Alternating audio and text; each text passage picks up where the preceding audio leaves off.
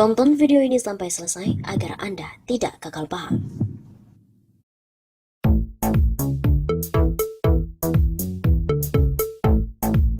Mulai agak meroket itu September, Oktober, pas November di Saudi.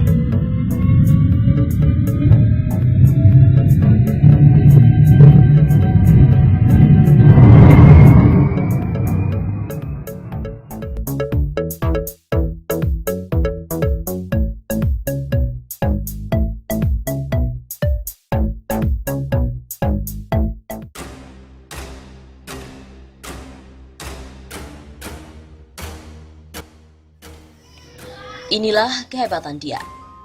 Masih inget gak?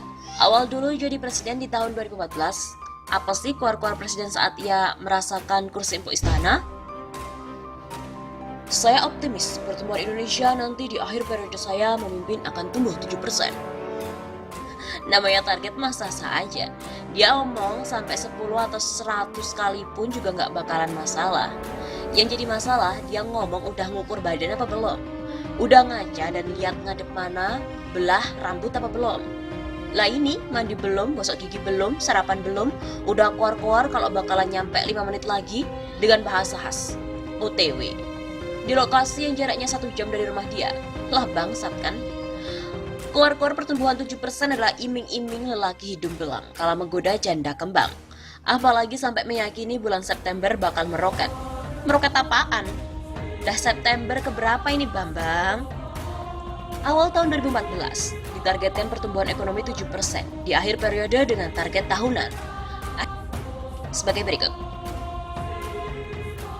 Di tahun 2018, targetnya 5,7%, realisasi 4,79% year of year. Tahun 2016, 5,2%, realisasinya hanya 5,02%. Tahun 2017, target 5,2%, realisasi 5,07%. Tahun 2018, targetnya 5,4%, realisasinya 5,17%. Tahun 2019, targetnya 5,3%, namun realisasinya pun 5,07%. Lihat data, target tahunan aja nggak pernah nyampe. Diturunin lagi target tahunan depan dengan rasa optimis lagi, tahunnya nggak tercapai lagi sampai akhir periode dia. Ada lihat angka 7% di realisasi di sana nggak? Ada, cuma depan angkanya ada koma, alias pecahan dari satuan, bukan berdiri sendiri dianya. Kesel nggak sih lihat pemimpin yang begini?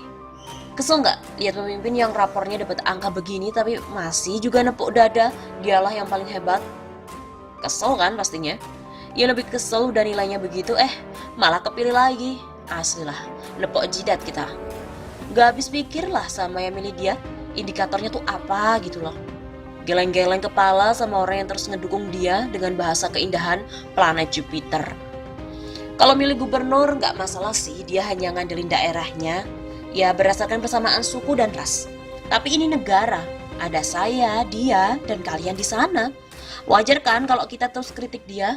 Ini bukan karena benci, tapi karena mencintai negeri ini. Dia mah gak ada apa-apanya. Sekarang di periode keduanya, esok menjelang, apa kata dia mengenai target pertumbuhan ekonomi yang dulu dia yakini mampu dan ditanyakan lagi sama wartawan saat ini? Udah gak penting lagi mengejar pertumbuhan ekonomi 7%. Lah, kenapa sekarang dia berucap gitu? Karena dia dah bilang bahwa periode kedua ini gak ada beban. Saat mengucapkan gak peduli lagi sama pertumbuhan ekonomi. Kita mau bilang apa lagi? Toh dia dah jadi pemenang kan sekarang? Mau diprotes juga dia gak peduli. Gak ada lagi polesan atas nama dia. Gak ada lagi bermanis kata pada media. Bicara pertumbuhan ekonomi yang gak penting dengan alasan pertumbuhan negara lain juga demikian. Perbandingannya adalah negara-negara yang pendapatan penduduknya di atas kita. Lucu lah. Bandingin dong sama Jepang, sama Cina dengan pertumbuhan ekonomi mereka yang turun. Tapi negara ini lupa membandingkan jumlah pengangguran di negara kita dengan mereka. Tinggi mana pengangguran di Jepang dan Indonesia? Tinggi mana pengangguran negara kita dengan Cina? Lah di dunia, cuma India yang ngalahin kita dengan tingkat penganggurannya. Bangga? Jangan bangga dulu kalau tahu bahwa pertumbuhan ekonomi India tahun 2018 adalah 6,6%. Lah jauh lah di atas kita. Cina dan Jepang memang mengalami penurunan pertumbuhan ekonomi. Tapi yang membedakan, jumlah pengangguran mereka tuh nggak meningkat. Bandingkan sama kita. Udah pertumbuhan ekonomi turun, pengangguran meningkat pula, ala double kill lain lah. Nah, jika udah ngerasain gimana periode pertama dia berat, percaya deh, periode kedua bisa semakin berat dan semakin sadis. Kuatin dirilah, berikan jempol pada pemilih dia.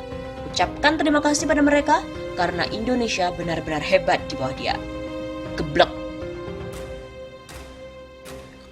Belum yakin, ekonomi Indonesia loyo. Ini buktinya. Tak lama lagi, momen penting bagi pasar keuangan tanah air akan segera tiba. Pada awal bulan depan, Badan Pusat Statistik BPS akan merilis angka pertumbuhan ekonomi Indonesia untuk periode kuartal 2 2019.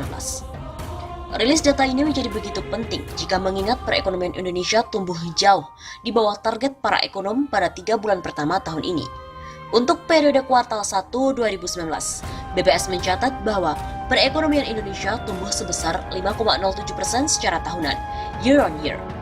Jauh lebih rendah dibandingkan konsensus yang dihimpun oleh CNBC Indonesia sebesar 5,19%, year on year. Bila pertumbuhan ekonomi pada 3 bulan kedua tahun 2019 kembali berada di bawah ekspektasi, tentu pertumbuhan ekonomi untuk keseluruhan tahun 2019 hampir bisa dipastikan akan mengecewakan. Asal tahu saja, pemerintah mematok target pertumbuhan ekonomi untuk tahun 2019 di level 5,3%. Sekuritas besar berbendera asing kini memproyeksikan bahwa perekonomian Indonesia akan tumbuh di bawah 5% pada tahun 2019. Melansir konsensus yang dihimpun oleh Bloomberg, JP Morgan Chase, dan Goldman Sachs Group, memproyeksikan ekonomi Indonesia tumbuh 4,9% pada tahun ini. Sementara Deutsche Bank menaruh proyeksi di level 4,8%. Kalau kita berkaca ke belakang, sudah lama sekali perekonomian Indonesia terbilang loyo. Bahkan, loyonya perekonomian Indonesia sudah terjadi di masa awal kepemimpinan Joko Widodo sebagai presiden. Perekonomian Indonesia selalu tidak mampu tumbuh sesuai target, baik itu target dari para ekonom maupun target dari pemerintah sendiri. Pada tahun 2015, dalam APBNP ditargetkan bahwa pertumbuhan ekonomi adalah sebesar 5,7%. Kenyataannya perekonomian hanya tumbuh sebesar 4,79%, dilansir dari data yang disajikan oleh Refinitiv. Pada tahun 2016, APBNP menyebut bahwa target pertumbuhan ekonomi pada di level 5,2%. Namun realisasinya 5,02%. Beralih ke tahun 2017, dalam APBN, target pertumbuhan dipatok di level 5,1%. Tak puas sampai di situ, pemerintah seolah menyombongkan diri dengan menaikkan target menjadi 5,2%. Padahal, biasanya target justru diturunkan dari yang dicanangkan di APBN. Kenyataannya, realisasi pertumbuhan ekonomi hanya 5,07%. Untuk tahun 2018, pemerintah tidak mengajukan APBNP ke DPR. Dalam APBN 2018, pertumbuhan ekonomi dipatok di level 5,4% dan realisasinya hanya 5,17%. Tak usahlah kita berbicara mengenai target pertumbuhan ekonomi 7% yang dengan begitu manis dijanjikan oleh Jokowi pada saat kampanye untuk Pilpres 2014. Nyatanya Jokowi tak pernah bisa membawa pertumbuhan ekonomi keluar dari batas bawah 5%. Kalau dibilang pertumbuhan ekonomi di atas 5% tersebut tinggi, sebenarnya tidak juga. Negara-negara tetangga banyak yang perekonomiannya tumbuh lebih kencang ketimbang Indonesia. Perekonomian misalnya dari Cina, tumbuh hingga 6,4% secara tahunan pada kuartal pertama 2019. Kemudian masih pada kuartal 1 2019, perekonomian India dan Filipina melaju lebih pesat ketimbang Indonesia. Akibatnya, pertumbuhan ekonomi rendah, pengangguran jadi sulit diberantas. Di sini kita berbicara masalah kemakmuran masyarakat Indonesia. Ternyata, tingkat pengangguran di Indonesia merupakan salah satu yang tertinggi jika dibandingkan dengan negara-negara tetangga. Dari beberapa negara di kawasan Asia yang kami kumpulkan datanya, tingkat pengangguran di Indonesia merupakan yang tertinggi nomor 3.